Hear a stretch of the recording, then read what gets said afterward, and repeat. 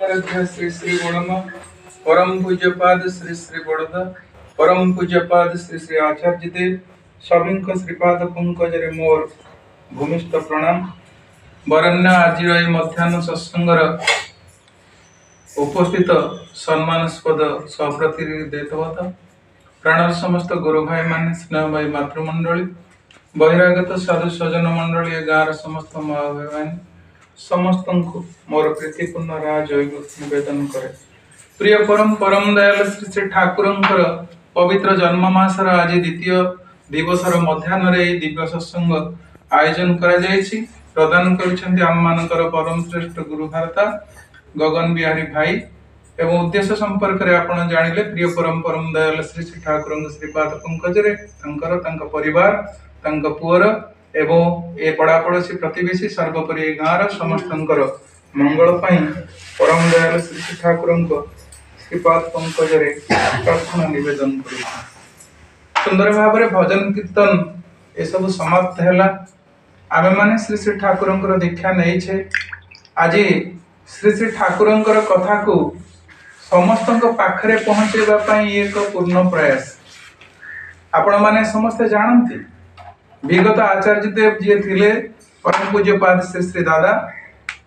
यही पवित्र भाद्रव मासटाक श्री श्री ठाकुर जन्म दिवस भाव में पालन करने सारा मास जाक सत्संग करने आरंभ कले। आपण माने जदि देखिबे इतिहास पृष्ठा को खोजिबे ज्योतिष विधि माने कहती भाद्रव मासटा सबुठारु अशुभ मास जो अशुभ मासरे विवाह व्रत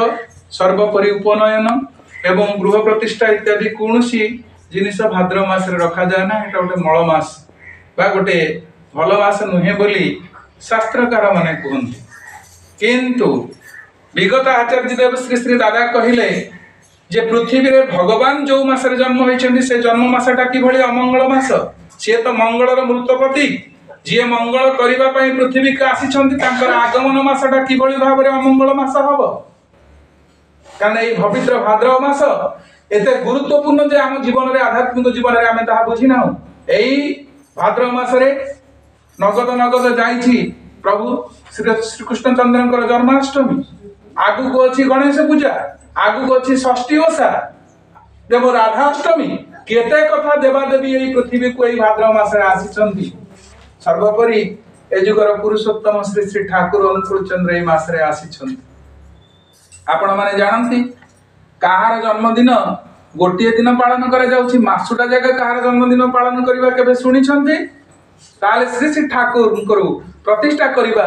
आम मानकर इच्छा को परिपूर्ण ठाकुर इच्छा को परिपूर्ण करबा पई किभଳି भाव रे आम मानकर आचार्य देव आम मान को शिक्षे दे जाइछन सेटा हमें जानिबा दरकार। सेथि पई एठी भाई मान को कीर्तन रे बष्टे भाई कहउचंदी सर्वजीव दियरे कही ता बिनु अन्य गति नाही ताले समस्त पृथ्वीर मनुष्य मान को कहई दियो जे तांक व्यतिरे के पृथ्वी रे कहार गति नाही के को पटको जीव तार स्थिरता नाही सर्वजीवे दियरे कही ता बिनु अन्य गति नाही। ताले आमे सेही कथाटा एठी उपस्थापित करबा को आसीछु। अपूर्व सुयोग आम मानक पाखरे अछि कारण पाखरे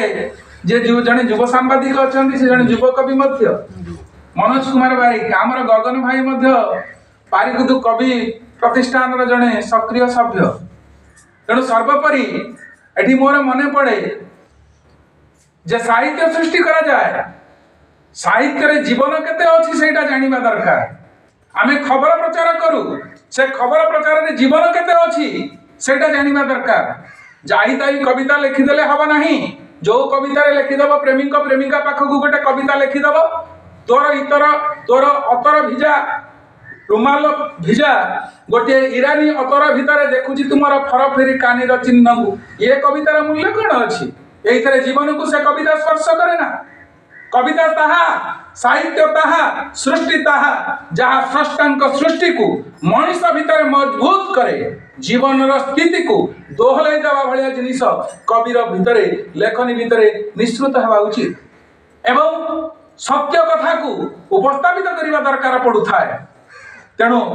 अछंती बहु कथा भीतर दे ता जीवा को जाऊ नाही एटा आशा पोषण करे जो साहित्य समाजर सुस्थता प्रदान करे नहीं, जो साहित्य समाजर हित साधन करे नहीं, से साहित्य साहित्य रे लेखा नुहे। यह प्रत्येक लेखक तांको लेखनी भितरे जानिबा दरकार मानसिकतार परिवर्तनर प्रयोजनता केते अछि जानिबा दरकार। आपण चिंता करंतु।